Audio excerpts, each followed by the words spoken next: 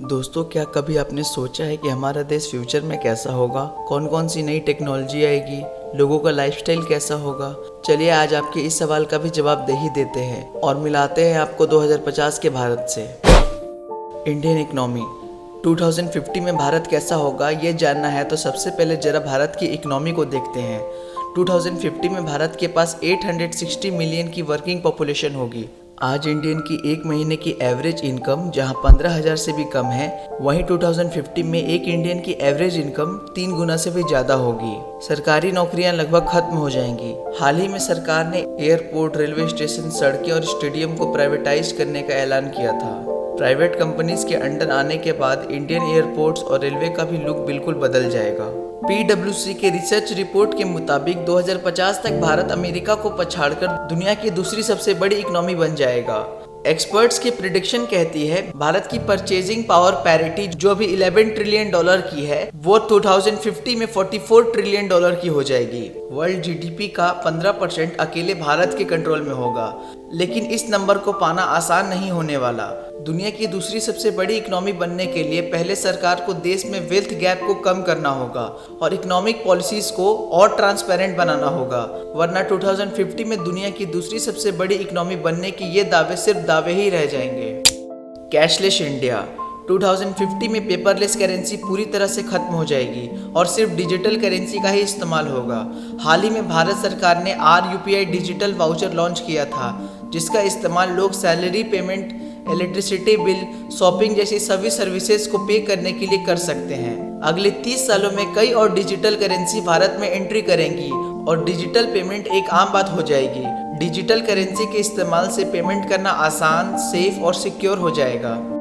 गगनचुंबी इमारतें, बुर्ज खलीफा जैसी गगनचुंबी इमारतों को देखने के लिए हम दुबई, हांगकांग, न्यूयॉर्क जाते हैं, पर आने वाले सालों में भारत की मेट्रो सिटीज में भी इन गगनचुंबी इमारतों का घर बन जाएंगी।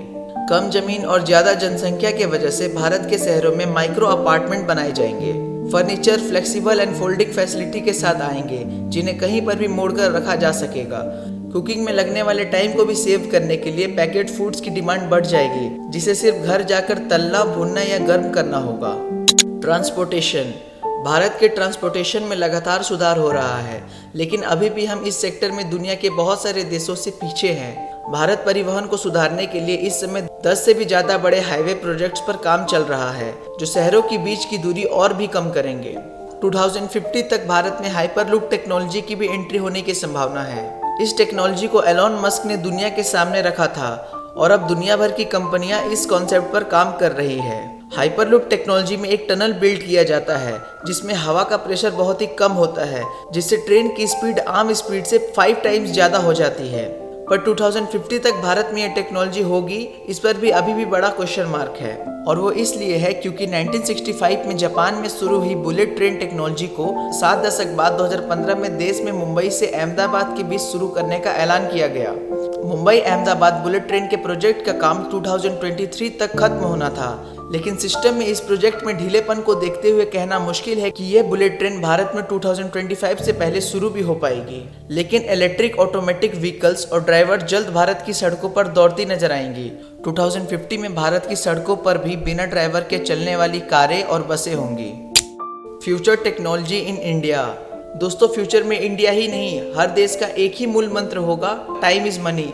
हर टेक्नोलॉजी टाइम सेविंग पर बेस्ड होगी और आज से कहीं ज़्यादा सेफ, सिक्योर और हाईटेक होगी। भारत में इस साल 5G की भी एंट्री हुई है, लेकिन 2050 तक भारत में 8G भी आ चुका होगा और इंटरनेट स्पीड 5G जनरेशन से कई गुना ज़्यादा फास्ट होगी। देश की लगभग 100% पॉपुलेशन सोशल मीडिया पर शिफ्ट हो जाएगी। लोग रियल लाइफ से ज़्यादा वर्चुअल लाइफ में जिएंगे। 2050 में आज की तरह इलेक्ट्रिसिटी जनरेट करने के लिए वायरिंग की भी ज़रूरत नहीं पड़ेगी, क्योंकि तब तक दुनिया में वायरलेस इलेक्ट्रिसिटी बहुत ही आम बात हो जाएगी। जापान में तो वायरलेस इलेक्ट्रिसिटी पर भी काम शुरू हो चुका है और जल्द ही दूसरे देश भी वायरलेस इलेक्ट्रिसिटी पर अपनी टेस्टिंग शुरू कर देंगे।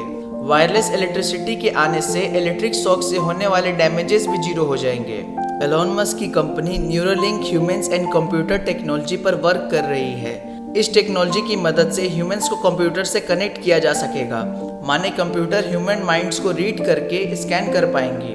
2050 तक ये टेक्नोलॉजी भारत और दूसरे देश में भी पहुंच जाएगी।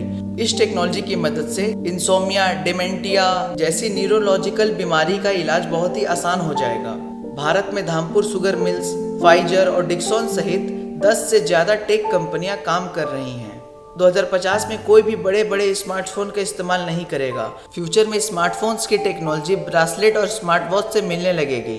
Computer vision, smart newspaper, social network integration जैसी टेक्नोलॉजी डेली लाइफ का हिस्सा बन जाएंगी। 2050 के भारत में 3D प्रिंटिंग की भी मार्केट मेन मार्केट में शामिल हो जाएंगी और कार, बाइक जैसी व्हीकल्स भी 3D प्रिंटिंग मशीन पर बनने लगेंगे। भारत की आर्टिफिशियल इंटेलिजेंस इंडस्ट्री ऐसे सुपर मशीन डेवलप करेंगी जिसकी मदद से फैक्ट्रीज में 24 घंटे काम पॉसिबल होगा। हॉस्पिटल में ह्यूमन डॉक्टर्स से ज़्यादा रोबोट डॉक्टर्स होंगे। स्पेस, दुनिया भर के देश स्पेस का रहस्य जानने और दूसरे प्लेनेट पर जिंदगी खोजने के लिए लगातार स्पेस में रिसर्च कर रहे हैं। इसरो भी आने वाले समय में कई बड़े मिशंस को अंजाम देने वाला है। गंगायान, सूर्ययान, सन स्टडी जैसे मिशन सिर्फ भारत ही नहीं बल्कि पूरे मानव जाति के लिए स्पेस में कई नए दरवाजे खोलेगा।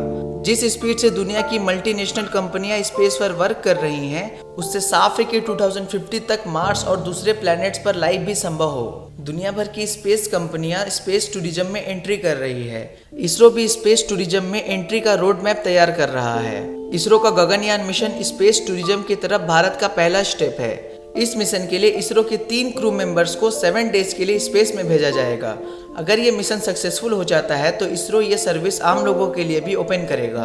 फ्यूचर स्कूल्स और एजुकेशन सिस्टम, भारत को अगले 2050 में विश्व गुरु बनना है तो एजुकेशन सेक्टर पर सबसे ज़्यादा काम करना होगा। भारत ने पिछले साल ही अपनी एजुकेशन पॉलिसी में बड़े बदलाव किए जिसका फ़ायदा अगले 30 सालों में मिलने वाला है। अब स्कूल में थ्योरी से ज़्यादा प्रैक्टिकल नॉलेज पर फोकस किया जाएगा। अमेरिका जैसे देश की तरह अब भारत में भी स्टूडेंट्स को हाई स्कूल के दौरान वोकेशनल कोर्सेज कराए जाएंगे और समर वेकेशन में इंटर्नशिप कराई जाएगी। कोडिंग और साइंटिफिक नॉलेज सिर्फ साइंस स्ट्रीम के बच्चों के लिए नहीं होगा। टेक्नोलॉजी मॉडर्न इंडिया की पहचान बनने वाला है, इसलिए स्कूल्स में आर्टिफिशियल इंटेलिजेंस के भी कोर्सेज की एंट्री होगी। 2050 में नोटबुक्स और किताबें शायद म्यूजियम में ही देखने को मिले, क्योंकि भारत के स्कूलों में स्मार्ट क्लास की एंट्री तो पहले ही हो चुकी है और जल्दी बुक्स और नोटबुक की जगह आईपैड जैसे डिवाइस के जरिए स्टूडेंट्स अपना स्कूल वर्क और होमवर्क किया करेंगे। 2050 का भारत वर्ल्ड एजुकेशन का सेंटर होगा। न्यू पॉलिसी के अंडर भारत में 100 फॉरेन कॉलेजेस को एंट्री मिल चुकी है। 2030 तक देश के हर डिस्ट्रिक्ट में मल्टी डिसिप्लिनरी कॉलेज बनाने का टारगेट रखा गया है। एक्सपर्ट्स की माने तो 2050 तक भारत की लिटरेसी रेट 90% से भी ऊपर होगा, पर यह सब कैसे होगा ये कहना अभी मुश्किल है और वो इसलिए है क्योंकि महामारी के बाद आई गरीबी की वजह से हजारों बच्चों ने स्कूल ड्रॉप आउट किया है। गरीब परिवार से आने वाले बच्चे किताबें भी मुश्किल से खरीद पाते हैं। सरकार को अगर भारत के स्कूलों को स्मार्ट बनाना है तो स्कूलों में ये सारी सुविधाएं मुहैया करानी होगी ताकि गरीब परिवार से भी आने वाले बच्चे भी इस डिजिटल युग में दुनिया के साथ कदम से कदम मिलाकर चल सके। इंडियन डिफेंस पावर, भारत को शक्तिशाली देश बनना है तो डिफेंस पावर में भी काम करना होगा। भारतीय सोल्जर्स का जंग में कोई भी मुकाबला नहीं है, पर आने वाले सालों में वॉर हथियारों से नहीं बल्कि टेक्नोलॉजी से लड़ी जाएगी और इसकी तैयारी भी भारत ने शुरू कर दी है। भारतीय इंटेलिजेंस एजेंसी लगातार अपने टेक्नोलॉजी को इम्प्रूव कर रही है और जल्दी इंडियन डिफेंस सिस्टम में आर्टिफिशियल इंटेलिजेंस को भी शामिल कर लिया जाएगा। 2050 के इंडियन डिफेंस फोर्स में हाईटेक वेपन्स और एयरक्राफ्ट जैसे रोबोटिक टेक्नोलॉजी भी होगी, जिससे जंग में कॉशालिटीज का भी खतरा जीरो हो जाएगा। भारत ने भारत इलेक्ट्रॉनिक्स लिमिटेड के साथ मॉडर्न रेशियो सिस्टम की 1000 करोड़ की डील साइन की है। इस टेक्नोलॉजी से इंडियन आर्मी का टेक डिपार्टमेंट पहले से भी ज़्यादा स्ट्रांग हो जाएगा और हार्श से भी हार्श कंडीशन में जंग कर पाएगा।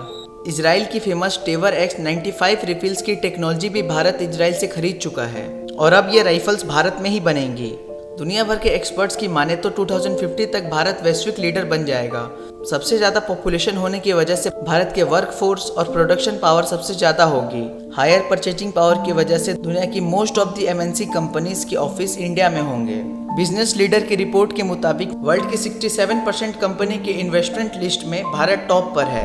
वर्ल्ड के टॉप 15 कंपनी के CEO इंडियंस हैं और आने वाले समय में ये नंबर और भी बेटर होने वाला है। लेकिन ये सब तभी पॉसिबल हो पाएगा जब कंपनी को एक अच्छी मार्केट के साथ साथ एक अच्छा वर्किंग एनवायरनमेंट और फ्लेक्सिबल गवर्नमेंट पॉलिसी मिले, जिन पर हमारे देश को अभी भी बहुत काम करना है। आने वाले टाइम में लोगों के लिए न्यू जॉब अपॉर्चुनिटी भी जनरेट होंगी, तो कई पुरानी जॉब पूरी तरीके से खत्म हो जाएंगी। लैंग्वेज ट्रांसलेशन के लिए ट्रांसलेटर की जरूरत नहीं पड़ेगी। गाड़ी ऑटोमेटिक होंगी तो ड्राइवर्स की भी जॉब कम ही हो जाएंगी। पर दोस्तों, अगर आप फ्यूचर के भारत की इस तस्वीर को आप सच होते हुए देखना चाहते हैं तो दिल लगाकर मेहनत कीजिए। आप जो भी काम करते हैं उसमें ईमानदारी रखिए, करप्शन से दूर रहिए, क्योंकि देश की तरक्की में देश के हर नागरिक का योगदान होता है। आपको ये वीडियो कैसा लगा हमें कमेंट करके जरूर बताएं। अगर आपको ये वीडियो पसंद आया हो तो इस वीडियो को लाइक, शेयर एंड सब्सक्राइब जरूर करें और बेल आइकन को दबाना बिल्कुल भी ना भूलें। तो मिलते हैं फिर नेक्स्ट वीडियो में।